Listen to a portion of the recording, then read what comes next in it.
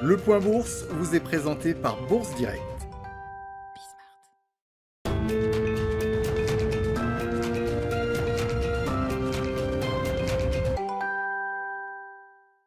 Bonjour à tous, la tendance est en légère hausse ce matin à la Bourse de Paris au sein d'une séance où plusieurs nouvelles économiques sont attendues.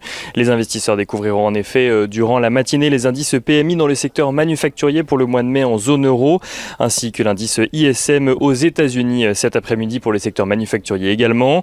Mais les investisseurs qui suivront également les prix à la consommation ainsi que le taux de chômage en zone euro également pour le mois de mai.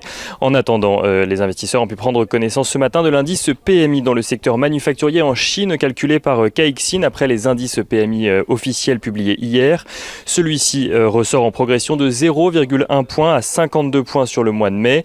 Une progression tirée par la demande intérieure et les exportations, même si l'activité du secteur pâtit de la hausse des prix des matières premières et des tensions en matière d'approvisionnement. Du côté des matières premières, justement, on note que le pétrole revient aux alentours des $70 le baril de Brent, alors que l'OPEP+ doit se réunir aujourd'hui afin de statuer sur une éventuelle augmentation de sa production à partir du mois de juillet, alors que les réserves accumulées durant la pandémie commencent à se réduire et devraient s'écouler au second semestre de cette année.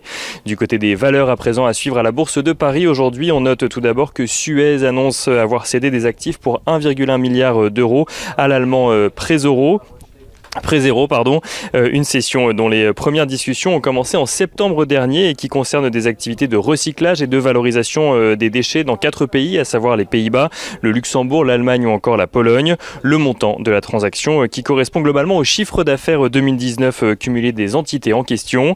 On note également à la Bourse de Paris que Gecina annonce 3 nouvelles sessions d'actifs de bureaux en région parisienne qui sont soit en cours, soit déjà réalisées, ce qui devrait permettre à l'entreprise de récupérer près de 350 millions d'euros. Et on finit avec les immatriculations de voitures neuves qui ont progressé de plus de 46% sur un an au mois de mai. Renault et Stellantis qui s'apprécient tous les deux ce matin d'un peu plus de 1%.